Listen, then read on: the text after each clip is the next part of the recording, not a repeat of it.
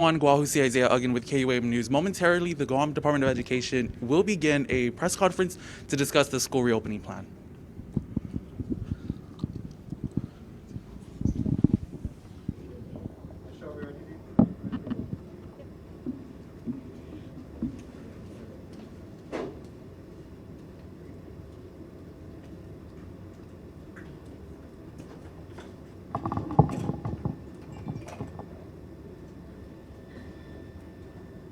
Good afternoon, everyone, and Hafa Day. My name is Michelle Franquez. I am the Interim Public Information Officer for the Guam Department of Education. We would like to welcome everyone who is in attendance today. Today's press conference will focus on the school reopening plan for the Guam Department of Education for school year 2021-2022. In attendance today, we have from the Department of Public Works, Mr. Vincent Ariola, Ms. Linda Ibanez. From the Guam Education Board, we have our chairman, Mr. Mark Mendiola, Dr. Mary Okada, our vice chairwoman.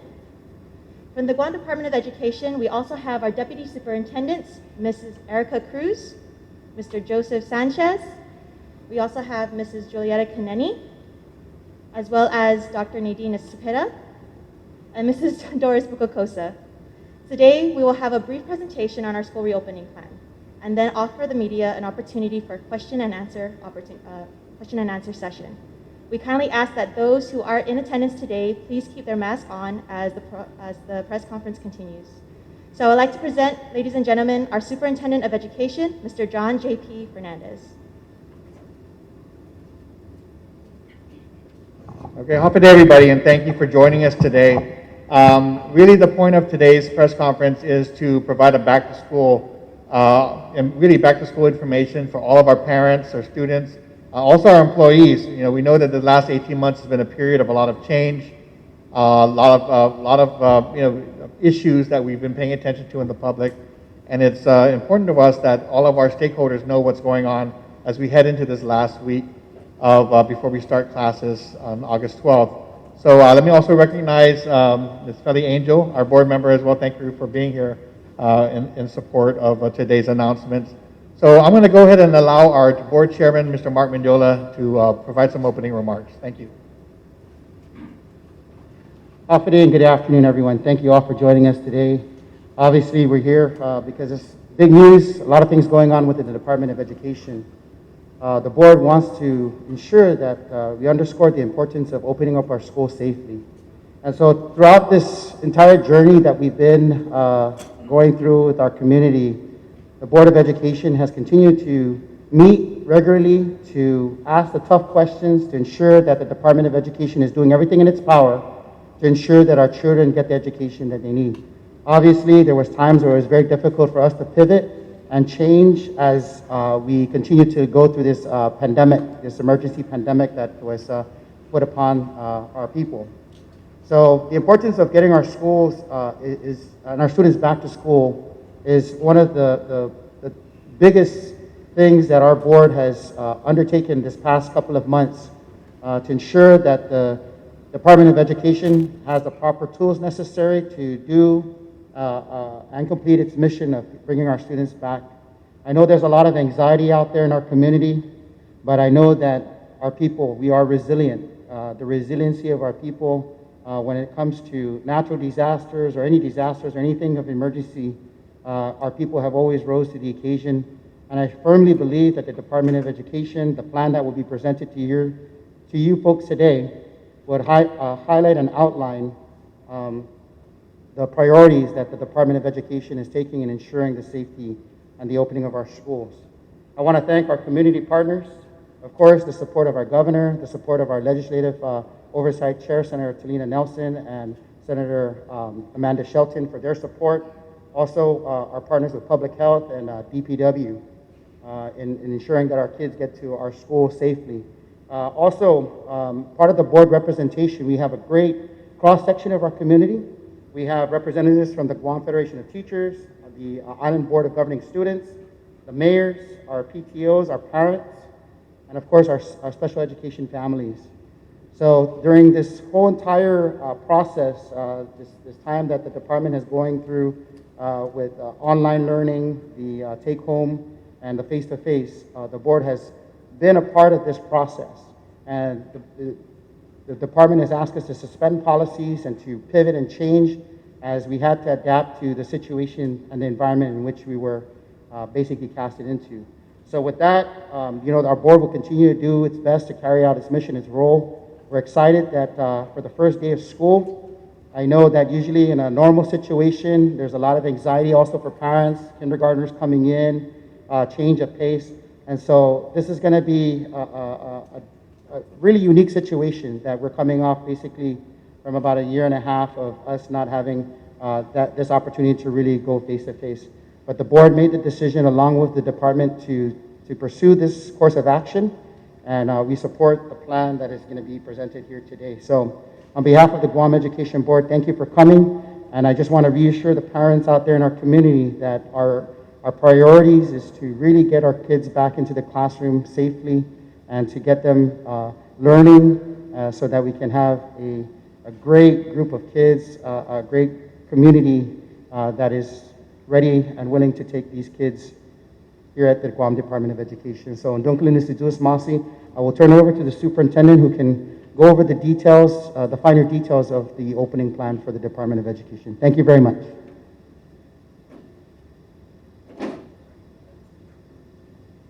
Okay, thank you, Mr. Chair. So today, really, we're gonna do a presentation at a high enough level because what we're trying to do is get out the basic information that we think our stakeholders need to know and need to confirm before the first day of school, the first day of classes. And I say this because, with all the social media, with all the health issues and concerns that are out there, with all the changing nature of this pandemic situation over the past 18 months, sometimes we put out information, but even at this late hour, our parents want to just confirm, what is the first day of class is, what are we supposed to do, how many days are we supposed to go to class, and so forth. So we wanted to take this opportunity to, give you our official announcement for back to school. And then, of course, for our media partners, we'd be happy for you to push this information out. And then, of course, after this presentation, we're here to answer any questions that you might have, that you know that your audience is continuing to ask you as well. So we are basically at the cusp of a new school year. I want to confirm that the plans that have been put in place today for the coming year have been plans that we've been working on probably since the beginning of the pandemic, back in March of 2020, where we had to close schools, over the summer and into last school year, where we had to pursue different models of learning, feed our kids, and take on just really unexpected measures to try to get our kids the education that they need and that they deserve, while we were, as a community, going through the peak, what we hope is the peak of the pandemic, which was last November. We've been slowly, over since January, moving into a position, as well as the community, of an improved health situation for the island. And because of that, we've been able to get to this point where we can envision, plan, and begin to implement those plans for kids to return. I think it's important to just emphasize that the return to school, the return to the classroom, is a very critical and important priority for the Department of Education and for our island. I think at the beginning of the pandemic, obviously at that situation, school closures were important in order to just really get a handle on the safety issues and the health issues. But over the past year and a half, we've seen the impact on kids, not just from an academic standpoint, but also from a social and emotional standpoint. There's a need for our kids to get back into a normal routine. There's a need for our kids to be around each other. There's a need for them to be around teachers and our educators, our staff at the schools. And we believe as a community, we've achieved the milestones that we needed to achieve in terms of getting into a situation where we are safe enough as an island to make this move. Now, safety is a critical part of our plan, and so it's not just returning our kids, but returning them safely to the classroom. And as we go forward, we cannot guarantee that the community health situation will not change. And I want to just assure the community that even as we plan for the beginning of the school year, we will continue to consistently monitor the community health situation, to be in touch and in close contact with our partners, our governor, our legislature, Department of Public Health, Department of Public Works, and all of those agencies that are a part of this overall effort to sustain the health and safety of our communities. So as we go forward, the job's not over yet. It'll be a continued responsibility for all of us to be vigilant and to make sure that we take the safety of our kids and our employees seriously as we go through the coming months.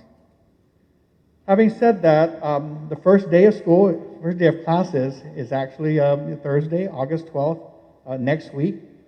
That is the first day of school for both our online learners as well as our in-person students, our in-person learners.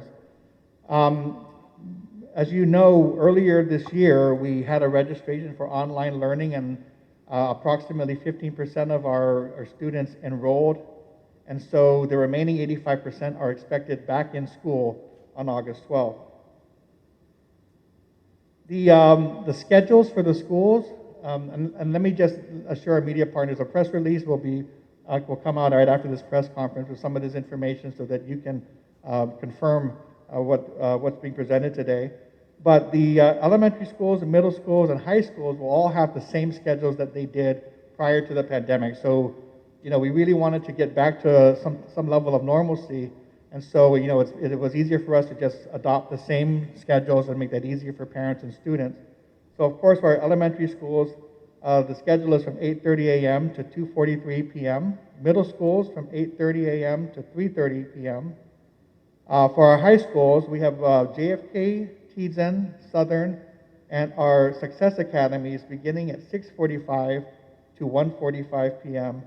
And then George Washington, Ukadu, and Simon Sanchez begin at 7:15 to 2:15 p.m. So those are actually the normal schedules that they had prior to the pandemic, and those will continue. We have our Department of Public Works partners here to answer any questions later on in the session, but I will just say that bus services for our students will be provided as in any normal school year, and that schedule will be forthcoming and will be published as we enter the first week of school. Now, we did have, like I said, we have online instruction being provided to a portion of our students, and what we're glad to say is that we've seen the online orientations already happening for those students and families, and so a lot of the information going out to that smaller group of families has already been disseminated through those sessions. Orientations are also ongoing for the face-to-face instruction at your respective schools. So parents should be getting that information directly from school as to when their orientation is taking place. So I think for the most part, as I describe the operations, the hours, and the bus services, it will be like a normal school year. The difference is going to be with the safety and health protocols that are going to be in place now as we try to deal with the COVID-19 environment, and as we continue to work to emerge from this pandemic. So working with public health and working with, of course, the expertise provided by the World Health Organization and by CDC, we've developed and are implementing a layered approach to safety and risk mitigation. And what I mean by layered is that we are very well aware that we can't depend on just one method of prevention, one method of protection to help protect our kids and our employees from COVID-19. We have reviewed and implemented up to 10, it looks like we're at 10 different strategies layered on top of each other to really help us maximize the health and safety of our community. Part of this is a partnership with the parents and our employees, and that very first priority is if you're sick, if your child is sick, we're asking that you keep them home. I mean, that's one of the very core strategies that we have to emphasize. Before they get to school, there's an important role for parents to play in ensuring that their kids, if they show signs of illness, of being sick, that they can stay home and prevent just any risk of spreading the virus. We are standing by and encouraging the push for vaccinations for all eligible individuals. We're happy to report that for school-based employees, that number, that percentage is over 75%. I don't think we've hit the 80% yet, but over 75% of our school-based employees are fully vaccinated. We also are tracking the island-wide numbers as it relates to students who are eligible. Now, this is the 12-year-olds and higher. So for 12-year-olds and higher, right now, I think we're tracking about 37% of 12 to 15-year-olds on island are fully vaccinated. 53% of 16 to 19-year-olds are fully vaccinated as well.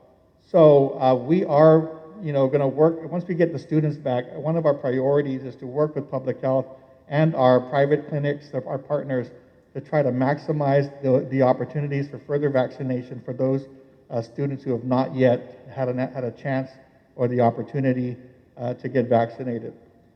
The other strategies, of course, the use of a face mask at school is required throughout the day.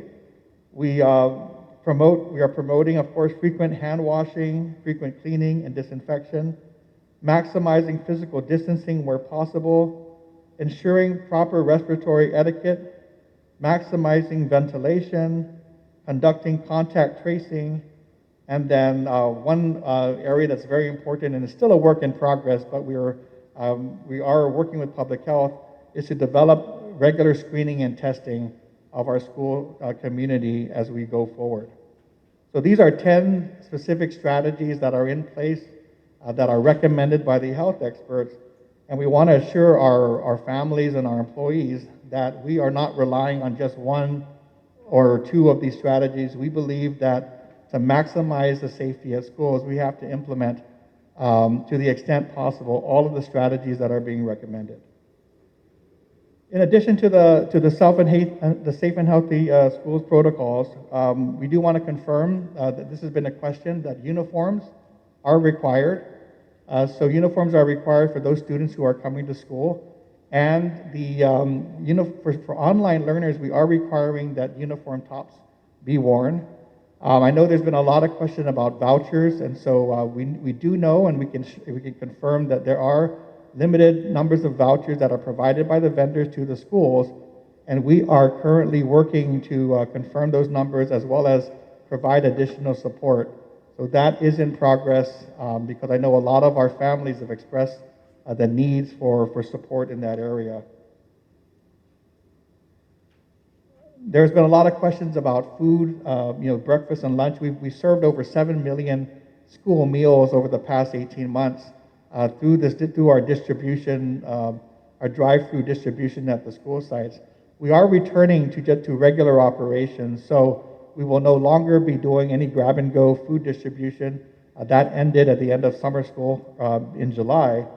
But we do want to remind our students that we do provide all students with no cost, meals at no cost for breakfast and for lunch at all 41 schools. So we look forward to having the opportunity to feed our kids at school. Because of the safety requirements, the distancing requirements, students may see multiple staggered lunch hours and other mitigation efforts at their school, depending, on the size of their cafeteria and so forth. But we are working with our cafeterias and our food service contractor to make sure that we are able to operate and adjust accordingly. We do anticipate extracurricular activities continuing in our schools, most notably interscholastic sports are authorized, unlike last year where we had a shortened sports season. So this year we do have plans for middle school and high school interscholastics beginning with the first quarter. So we will continue to work with our schools to clarify and update the safety guidelines. But as far as the students are concerned, there will be sports. They will have the opportunity to participate, and we do anticipate our parents and family and friends will be able to watch their competitions as we go forward to this school year. Social and emotional wellness is a priority, and so we can talk more about those partnerships and our efforts to train and to make our employees aware of some of the challenges that they may see this school year. So that is an ongoing priority, and something new that we expect this school year. Nothing new, but something very more pronounced because of the trauma that the pandemic has put our community through. We anticipate and are aware that we may see a number of, whether it's employees or students in need of services. And so we have been preparing for that eventuality. So with that, I think those are the basics that I wanted to go over today, and of course turn it over to you for any questions and answers that you feel would be helpful for you in getting the information out. I did want to also alert you to the fact that we are also having back-to-school sessions, virtual sessions, tonight, on Saturday and Tuesday, where we have reached out to our parent organizations, our school employees to be able to participate in, to ask further detailed questions that might be appropriate in that session. So tonight at 6 p.m., we are hosting the Lagu and Lucen districts. On Saturday, we are having a 10 a.m. session, which will be open to everybody. And then on Tuesday at 6 p.m., we will do another session for the Hadza and Cotton districts. And those will be by Zoom, and those will be included. I think we already sent around a press release, but we will also provide that in the updated press release from today. We also are establishing an online opportunity for any questions that might come through after these announcements. So we have been, since the beginning of the pandemic, have opened up an email address for our stakeholders to really send us inquiries so we can respond or take their suggestions into account.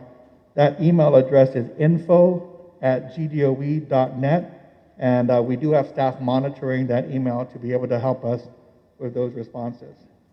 So in wrapping up, again, this has been a work in progress since last March, when we initially shut down the island and had to adjust to the impact of the pandemic. But what we've learned over the past 18 months has helped prepare us for this moment. I think we're all very excited to have our kids return to school, to be able to give them the opportunity to live and to flourish in what we are defining as the new normal. And we believe their safety is important, and we'll continue to work to maximize and ensure their safety. But also we look forward to them being kids again, being back in school to learn, to socialize with their classmates, and to help us as we recover from this pandemic. So with that, we're here to take questions and answers. I'll turn it over.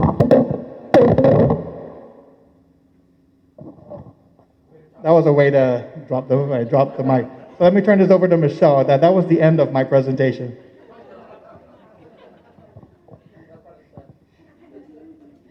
All right, ladies and gentlemen from the media, as we discussed earlier, now it's our Q&A session. We have discussed the order as to each media partner who will get to ask one question at a time. If another question should arise, please wait for your next turn in the next round. All right, we do have a certain time limit set for you, so please make sure your questions are concise, straight to the point, and direct.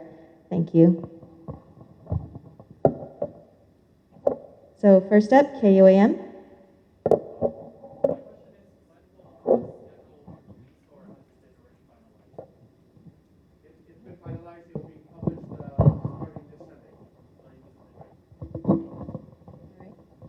PNC.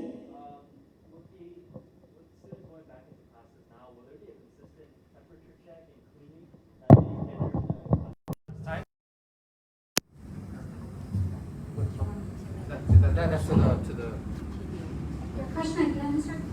With the students going back to classes, will there be a consistent temperature check and cleaning of the rooms that will stop time in classes for kids from learning? Well, it shouldn't stop time, but when students exit the bus, students will be their temperature will be checked, and then upon entering the classroom, their temperature will be checked. And I don't anticipate that there will be any loss in educational time because it's pretty quick, right? I mean, you've gone to the stores and gotten your temperature checked, and it's not something that. What we did was we upgraded our thermometer, and so instead of manually doing the thermometer gun, students are able to just put their wrist or their palm on the thermometer so that it's easily read. All right, the Guam Daily Post. All right, so this is in regards to school uniform vouchers. I know that there's multiple sources of funding for these vouchers. One is the consolidated grant, which is the limited term vouchers that are at schools right now. But then there is also the funding, the $2 million set aside for students with families struggling as well. My question is, if now for the consolidated grant vouchers, it's one voucher for one uniform. For the $2 million, that's up to 3 to 5 sets. Now for parents who avail of that voucher first, because it is what's available, will they be able to avail of the other vouchers? Because one set of uniforms isn't going to be enough. So will they have be able to avail of other vouchers funded under different sources? Yes, so thank you for the question. We actually realized that the one voucher for one uniform would not be enough for the week. But of course, those are the ones that we're giving out first. So they can at least have one set to start off with. But no, it will not restrict them from getting the other vouchers for that support. Our intent is really to make sure the students have enough uniforms, and of course that they can wash and use throughout the school year. Thank you. Let me also clarify, because sometimes when the information goes out, there seems like, it's everything is going to be available for everybody and on day one. So I think what we want to just emphasize is that, we don't want there to be any obstacles to our kids coming back to class. And definitely not uniforms, as part of that. We do want the uniform policy to be followed, but we recognize that there may be some situations where additional support is needed. So through these various sources of funding and our efforts, also with the vendors, working to ensure that we not only have voucher support available, but also have an opportunity to assess the needs of families. So we encourage the families to work directly with the schools to let them know their interests and their needs so that we can track that information and ensure when the distribution happens that we have sufficient numbers. And we are prioritizing, of course, as the families who may be most in need because of their individual situations. So we do have, let me ask Doris to really add to that, because she works with she has the social workers, and there's a lot of social work involvement in this effort. So as we had pointed out, there are actually multiple programs of assistance ongoing at the school site. We do have our uniform banks or lockers. So those, of course, are used uniforms, but still available for students who are in need of uniforms. Aside from the CG-funded, consolidated grant-funded vouchers, which, yes, are single sets, the vendors themselves, as the superintendent pointed out, actually are working directly with the PTOs and school sites to actually give additional vouchers. But it's just part of the contract agreement stipulated in those agreements. So those are already two. Now you've got the consolidated grant ones, and then of course now we're going to have the ARP. So as the superintendent pointed out, and of course with the support of the board, all schools will do everything they can to work with the students and families to make sure they have the uniforms and get the assistance they need to comply with the regulation. And we will be working with the principals. No students should be denied access because they don't have the uniform. We're going to definitely ensure that, given the special nature of this year, that we, operate in that fashion. So thank you. Guam PDN. Do we have enough staffing for this school year, and what will be the teacher-student ratio?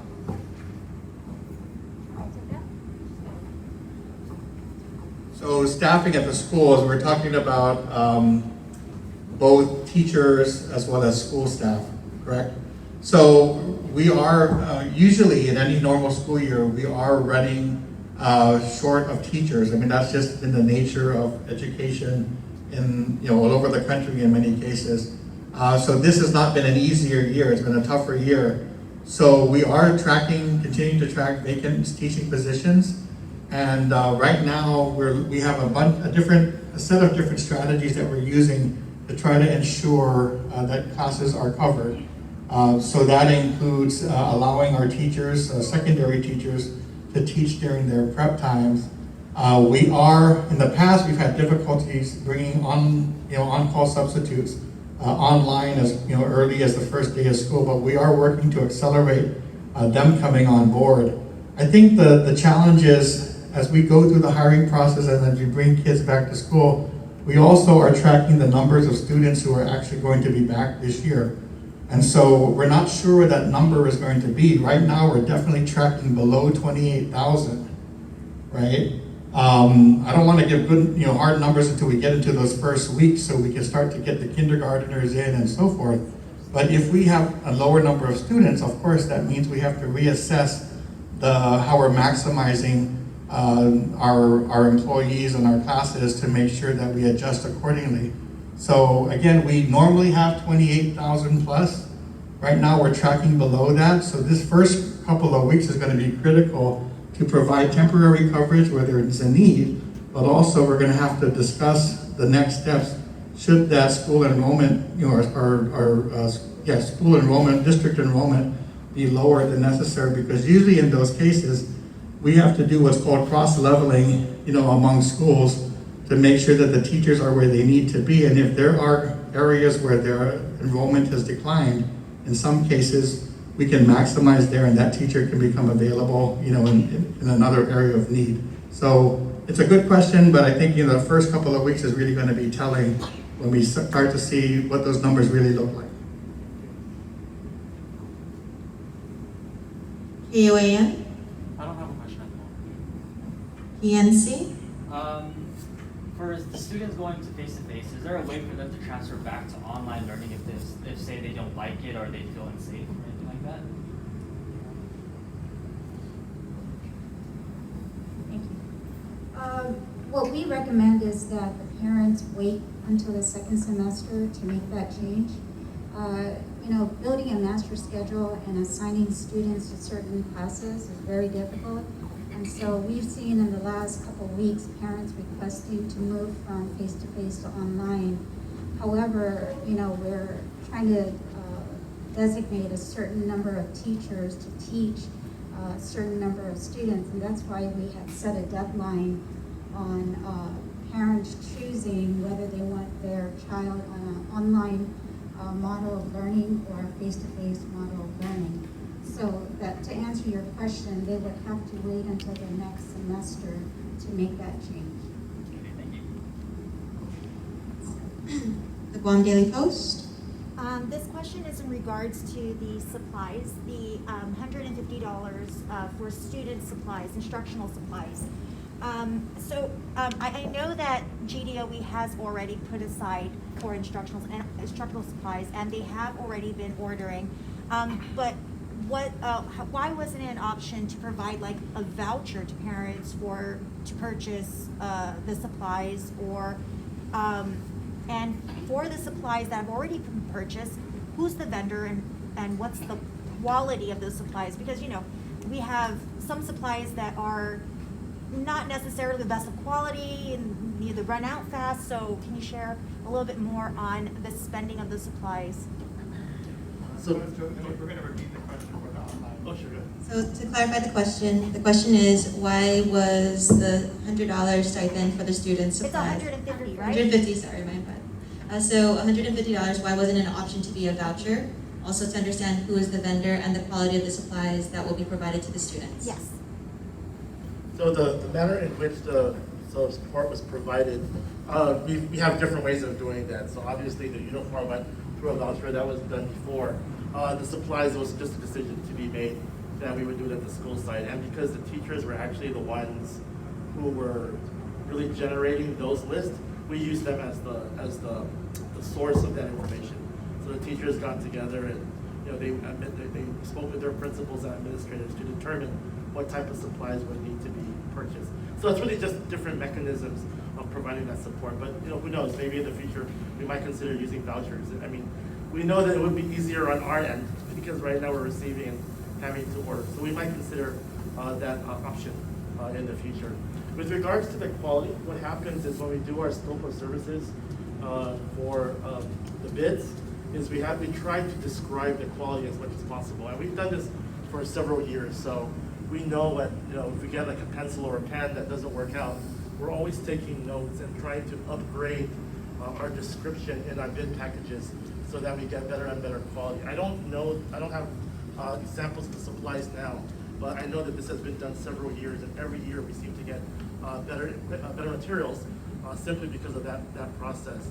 Now, with regards to the current vendor, I don't know who the vendor is at this point. Yeah, but I know that they've already been selected, and they are commencing with their deliveries right now. Yeah, I think the additional thing is that we did try a voucher system maybe years ago when we had been provided instructional supplies.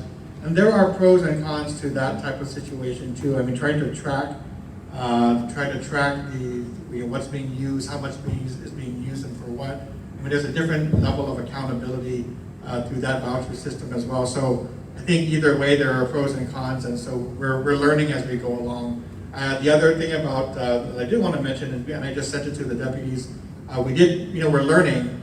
So we did get a question from our online learners that say, well, those kind of supplies are not really great for our model of learning. Are there supplies that can be attuned to the online model of learning so that those students can get that allocation as well? So something for us to consider as we plan forward. But I think the effort again is we don't want our students to have to worry about, and the parents have to worry about those supply lists when we have money available that can help address that gap. And so it might not all be available on the first day, but I just thank you for asking, because we are continuing to work to make those supplies available so that the students and parents don't have to have those long lists to go out and try to fend for themselves. So thank you for that. PDN? So you guys confirmed that the bus operations will resume this year, just like in any typical year. Will there be enough buses to accommodate the students, and are there going to be restrictions or modifications for health safety when students enter the bus? Here's my answer. Thank you for that question. Yes, bus operations will run just as they've been run before. We do have an adequate supply of buses and bus drivers. The protocol will be when the buses pick up the children at the bus shelters. From the very first bus shelter, the students, will go all the way to the back of the bus, start all the way to the back of the bus, and then work their way forward as they come in and get seated in the bus. And the reason for that is to keep with social distancing. All students should have their temperature checked before they get in the bus. We expect that to happen at their home. All children should be wearing a mask, and all children should have their hands sanitized before they board the bus. Once they board the bus and they're taken to school, once they get off at school, as was mentioned earlier, the children will be temperature checked, and the bus, once the bus is empty, the bus will be desanitized totally, and if need be, go out for another run. Does that answer your question? Great, thank you. KUAM? So there's not, for the buses, there's not going to be like a 3 feet distancing or 6 feet distancing. Well, not 6 feet, but Full 3 feet. capacity. Okay. That was my question. PNC? Has there been an increase within the mental and the nursing staff for GDOE, since there's going to be operating at two different sides, online and face-to-face? So has there been an increase in the nursing staff for GDOE? Currently, we have a full capacity. Each school have a nurse, so all our nursing vacancies have been filled. Okay. The Guam Daily Post? This is in regards to online modular learning. Now, of course, 15% of GDOE students have chosen online model of learning for the first semester. But what are the parameters for them to be able to maintain that, I guess, designation as an online learner versus having to transfer from online learning to face-to-face learning, for example, due to academics? Or what are the parameters to be able to continue as an online learner throughout the school year? So the question was about the status of online learners and how and whether or not they will be able to maintain their status as an online learner throughout the school year. What I'll answer, and then if anybody wants to jump in, they can also do so. But right now, online learning is really provided as an accommodation, right? It's really a response to the COVID-19 situation. And even this year, because we were planning as far back as May, we made it an option because we weren't sure exactly where we would be as a community in August. So that's why it's being offered. However, going forward, we don't, even as we return to, to a safer conditions, we don't anticipate online learning going away.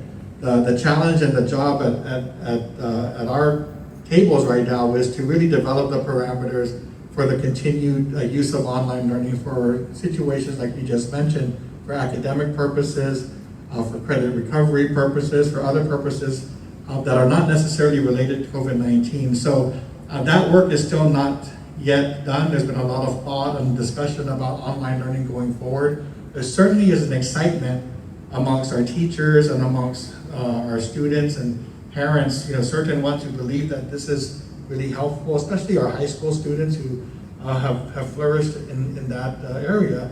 It would be something that we would want to maintain. So developing the rules and who's eligible and what the best use is something that we will be working on as we continue to emerge. So right now it is an accommodation, but we do need to do the work of ensuring that we have a longer term plan for maintaining, developing, and sustaining that online effort. I think the benefit of the last 18 months has been we've been forced to get online learning going, and many teachers who might not have jumped into it had to jump into it. So there's a lot of experience, a lot of lessons learned, and that puts us in a better position that hopefully this year we can then create that online program that will exist after COVID-19 is gone.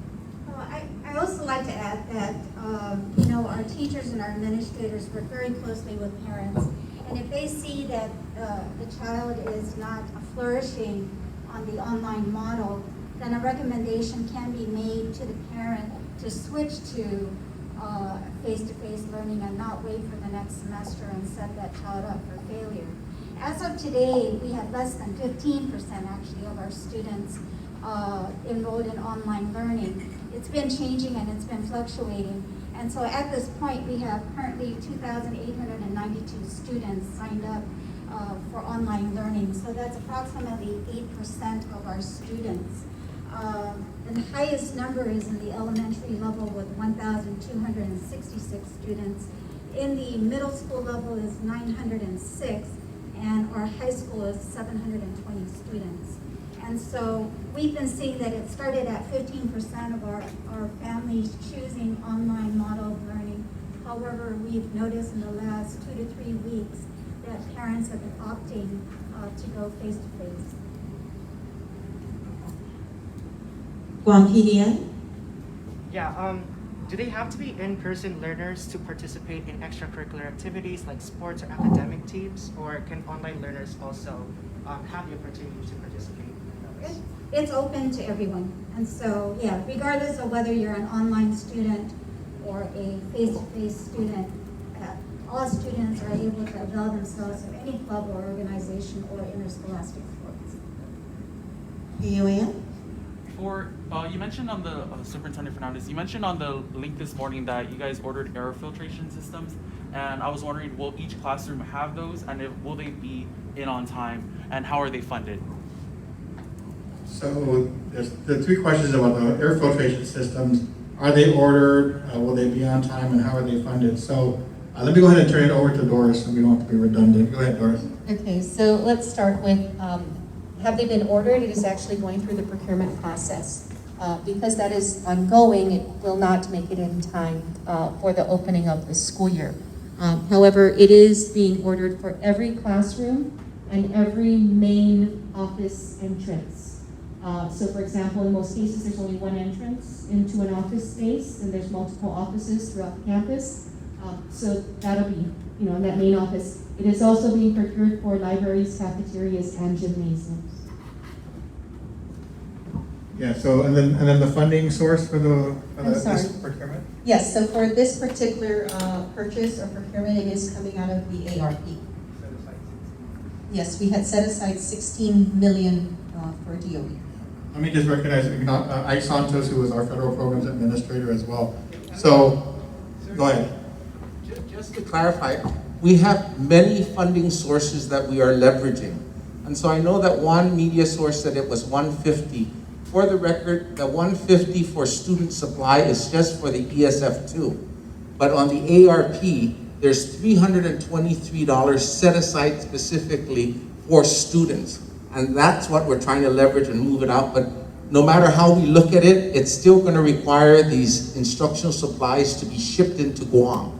So it's going to take at a minimum, even if we started the procurement process, at least 3 months just to get to Guam. In addition to that, we're setting aside on the ARP $1,000 a year, $250 every quarter for every teacher for their supplies and to support them in their teaching and learning process. So there's many, many funds available, but we have to go through that process. We wish we could go through a voucher system, but even if we've gone through a voucher system, we're still required to go out through an indefinite bid quantity, and then from the indefinite bid quantity, we're gonna have to go out and get vouchers through the school, which is a very tedious process. What has happened is that we have the schools issue out and submit their proposals or their quotations, and then it's going out directly to the schools.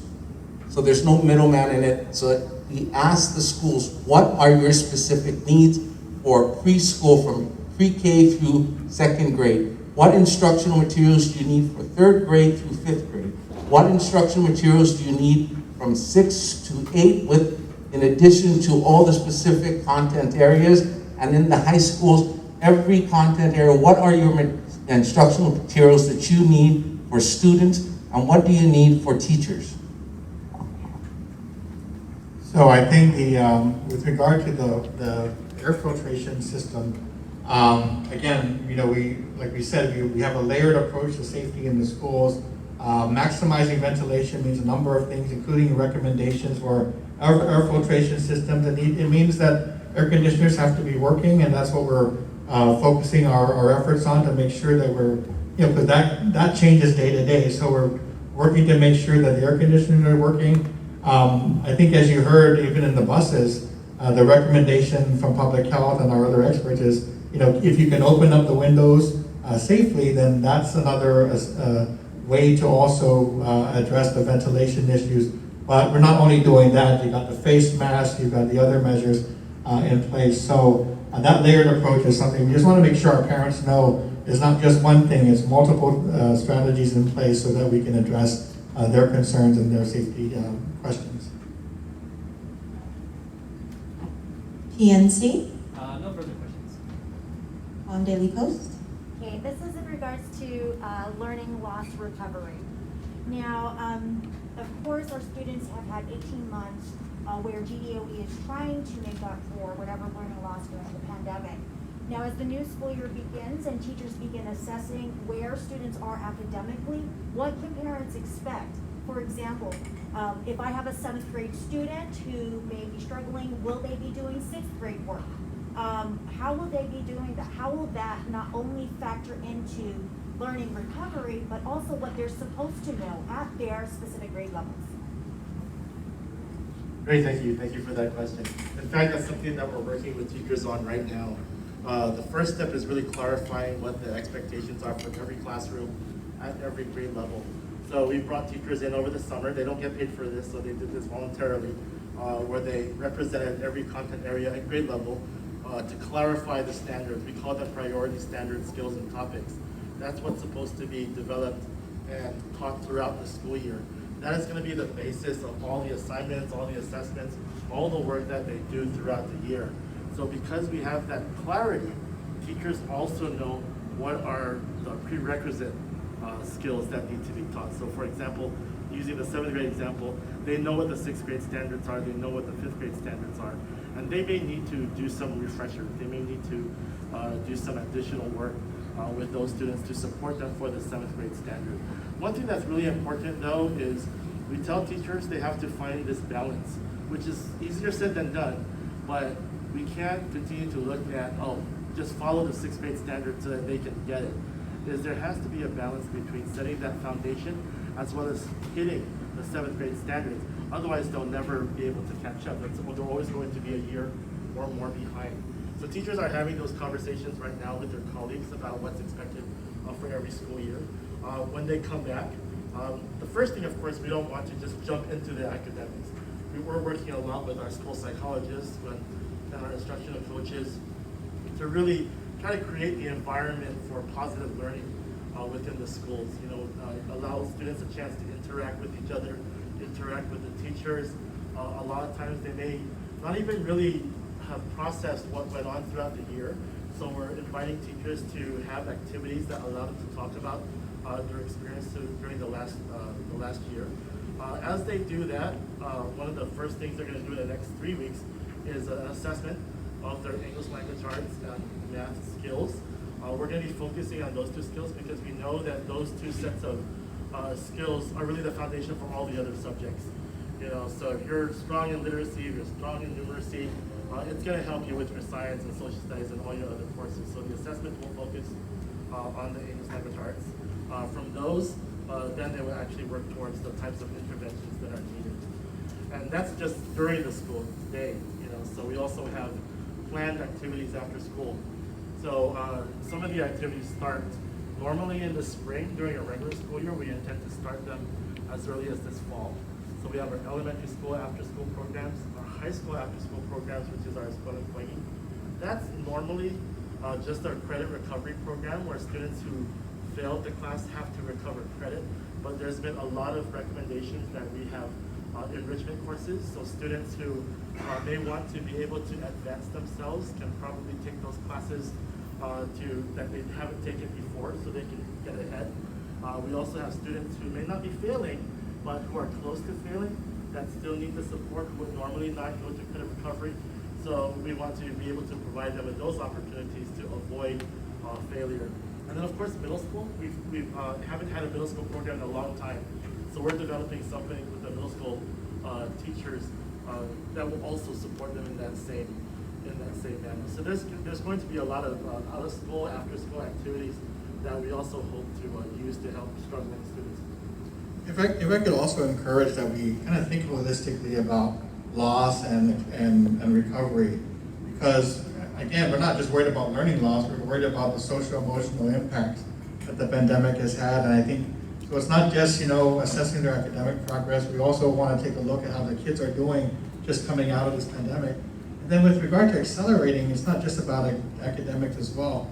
There are many things that students have gained, not all of them, not all at once, but just as we as individuals, as adults, have gained technology skills, you know, some picked up different hobbies, different activities that they wouldn't have done otherwise.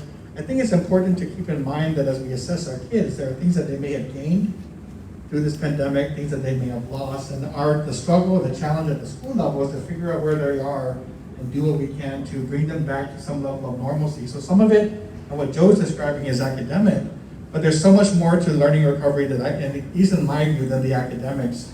So what we did this summer with regard to the internships, for instance, that work opportunity, it's not necessarily an academic endeavor, but it's workplace learning, it's on-the-job training, it's getting back into a routine in an environment where they're learning new things. So it's not just what's happening in schools, but there are other ways to make you know, this recovery possible. So we also look forward to our community partners being a part of this effort. And I know the governor, Lieutenant Governor, has been working with his team and with our team on a program that we hopefully will be announced shortly regarding some of those community partnership efforts, so that after school, on the weekends, over the summer, when you're not in the school, you know, in your school setting, you still have opportunities to participate in recreation, enrichment activities, and so forth. So I think we're looking forward to how that is laid out and how that grows over the coming year, because I think that's really what's at stake, the whole community effort to help our kids recover from this pandemic.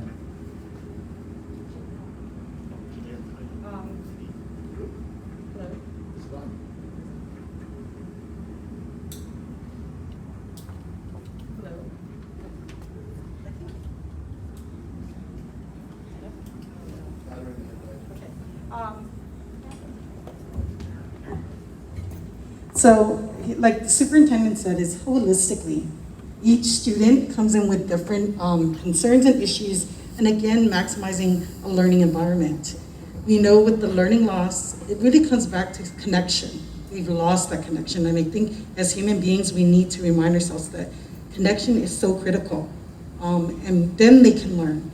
If people are having struggles or challenges at home, it impacts their learning. It's no different when they come back and they haven't connected with their friends or their teachers that they feel comfortable with. So a lot of the things that we've been planning is, again, having those conversations, integrating some of the social emotional into the daily classrooms. It's activities. It's reuniting some of those losses that then can be generated and maximizing a safe learning environment. Oftentimes, I'm just going to emphasize, we don't really focus on the social emotional. It's very critical. If you really understand, 80% of our students would do well coming back and readjusting. You come back with 15% or the 20%, those are the students that are going to struggle with transition and readjusting. And we are ready to support them with, again, not just in school-based behavioral health. We have school counselors who are going to conduct small groups, identify the students that need the tier services, and then our partnering agency with Guam Behavioral Health. But not only our students need that, our faculty and staff need the help. And so we have actually updated a community resource booklet so we can provide updated numbers. We're here to provide them and support them because it really goes back to providing a safe environment. We need to ensure our teachers and everybody at the school sites are prepared to have the students come back. And it's all about treating and connecting with them as well. So thanks. And to close out our Q&A session, Guam PDN. No further questions. No further questions? So with that said, we would like to thank everyone for attending this press conference. We do appreciate your time and effort to supporting our students. So thank you once again. This will end our press conference.